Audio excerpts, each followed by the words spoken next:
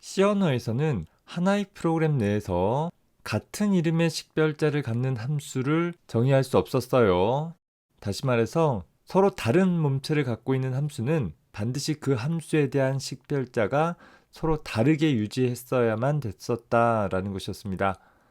이런 제약은 다소 비슷한 동작을 수행을 하는 함수들조차도 서로 고유한 이름을 할당하다 보니까 프로그래머로 하여금 각기 함수들을 호출하기 위해서 비슷하지만 서로 다른 함수 이름들을 일일이 구분을 해서 기억해줘야 하는 번거로움을 갖게 하는 제약이 되었습니다. 따라서 C++에서는 함수 오버로딩이라고 해서 소위 함수 이름에 대한 다중정의라고 생각해 주면 되겠어요. 같은 이름을 갖는 함수들을 정의할 수 있게끔 허용해주고 있습니다. 다시 말해서 C 언어 컴파일러는 함수 출문을 만났을 때 오로지 함수 이름을 가지고서 현재 호출되어지는 함수에 대한 정의를 식별하는 데 반해 C++에서는 함수 출문에서 함수 이름과 더불어서 함수의 인수 목록을 가지고서 호출해야 될 함수의 정의를 정확하게 찾을 수 있도록 해주고 있습니다.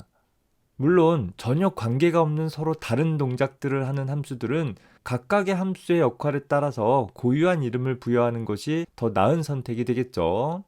하지만 때에 따라서 비슷한 일을 처리하지만 구체적인 구현 방법들이 서로 다른 두 개 이상의 함수들이 있다라고 했을 때 각각의 함수들에 대해서 비슷하지만 서로 다른 이름들을 할당하기보다는 하나의 이름을 할당해 줌으로써 프로그래머가 그 함수들을 호출할 때 좀 더 간단하게 호출할 수 있도록 하는 그런 문법이 되고 있습니다. 자, 이렇게 함수 오버로딩이 가능하고자 한다라고 하면 우리말로 해석하면 함수 다중정의라고 표현하기도 해요. 두 개 이상의 함수가 반드시 같은 이름을 가져야 되겠죠. 서로 다른 이름을 갖는 함수는 그냥 별개의 독립적인 함수가 되는 거예요. 서로 다른 몸체를 갖고 있으나 같은 이름을 가지면서 함수 추문에 의해서 각각의 함수들을 명확하게 식별할 수 있도록 하기 위해서 부가적으로 오버로딩된 함수들은 매개 변수의 개수가 서로 다르거나 혹은 동일한 개수를 갖고 있다라고 한다면 각 매개 변수의 순서에 따라 서로 다른 자료형들을 갖도록 해서 호출문의 함수 인수 목록을 통해서 정확히 어떤 몸체를 갖는 함수를 호출하고자 하는지를 식별할 수 있도록 하고 있습니다. 간단한 예를 살펴봅시다. 예를 들어서 몇몇 데이터들에 대한 길이를 얻기 위해서 다음과 같은 함수들을 작성을 해보았어요. 오버로딩 되어지지 않는 전통적인 C 언어에서와 같이 각각의 함수들에 대해서 고유한 이름을 부여한 형태로 구현한 첫 번째 예가 되고 있습니다. 예를 들어서 정수에 대해서 그 길이를 셈하고자 했을 때는 length underbar int라는 함수를, 또 문자열에 대해서 그 길이를 구하고자 했을 때는 length underbar string이라는 함수를 사용을 할 수 있도록 구현을 해본 것이죠. 따라서 length underbar int라는 함수는 정수형 매개 변수를 통해서 정수의 인수값을 전달받아서 그 길이를 구할 수 있도록 했고, length underbar string이라는 함수는 캐릭터 포인터 타입의 변수를 두어서 하나의 문자열 인수에 대한 시작 주소를 전달받을 수 있도록 구성을 해주었습니다. 자, 여기서 하나 주의할 것은 C 언어와 다르게 C++는 타입 체킹을 좀 더 엄격하게 수행한다라고 했었죠. 자, 현재 11행의 함수 출문처럼 high라는 문자열은 문자열 리터럴로서, 즉 상수 영역에 만들어진 문자열인 것이죠.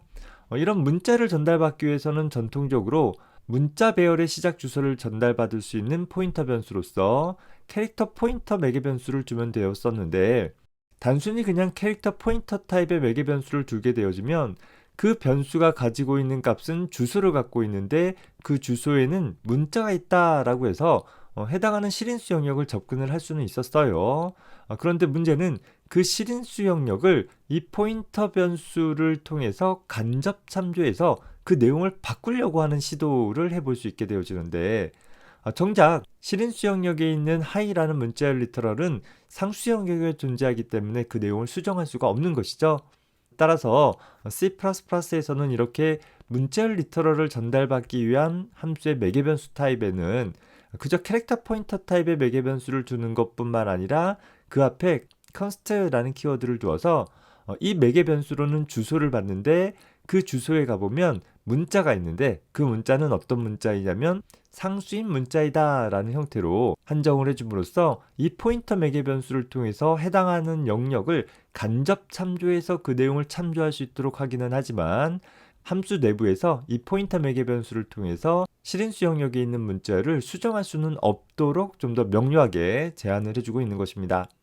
쉽게 얘기해서 우리 C++에서 문자열 리터럴을 전달받는 함수의 매개 변수는 컨스트 캐릭터 포인터로 전달받아야 한다라고 기억을 해두기 바랍니다. 자, 어쨌든 이렇게 일련의 인수에 대해서 그 길이를 구하고자 하는 일을 수행을 하기 위해서 언제는 length underbar int 또 언제는 length underbar string이라는 함수를 각각 사용하고 있다라고 한다면 뭐 이런 것이 각각의 자료형마다 여러 종류로 나뉘어진다라고 가정을 해봅시다. 프로그래머는 프로그램을 작성하다가 어떤 정수에 대한 길이를 구하고자 했을 때 그 정수의 길이를 구하는 함수가 length underbar int인지 아니면 length underbar integer인지 뭐 이런 것들을 헷갈려 할 수 있잖아요. 따라서 프로그래머는 현재 내가 호출해야 하는 함수의 이름이 무엇인지를 정확하게 기억해줘야 하는 좀 수고를 갖게 되어지더라 라는 것입니다. 그래서 이런 번거로움을 좀 줄이기 위해서 함수 다중정의 되어진 형태로 이 코드를 수정을 해보면 오른쪽과 같이 작성을 해볼 수 있는데, 자, 왼쪽과 다르게 오른쪽에서는 length라는 이름의 함수가 두 개 존재하고 있어요.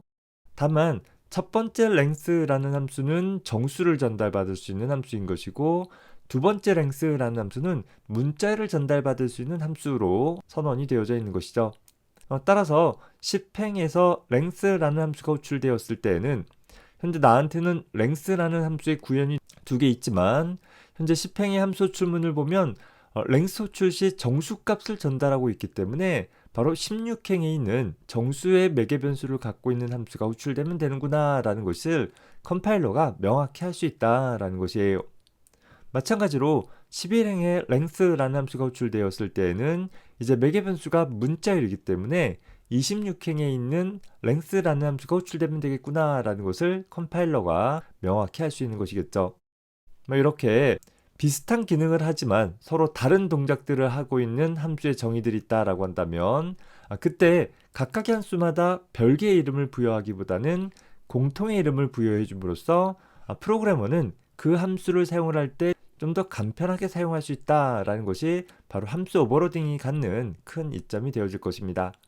우리가 함수의 이름을 짓는데 다소 좀 부담스럽기도 하고 번거롭기도 하잖아요. 그랬을 때 비슷비슷한 함수들에 대해서 동일한 이름을 지정해 줌으로써 기억할 거리를 좀 줄여볼 수 있도록 해보겠다라는 그런 개념인 것입니다. 이런 함수 오버로딩이라는 개념은 자바라는 프로그래밍 언어에서도 모두 공통적으로 제공을 해주고 있는 그런 특징이기도 합니다.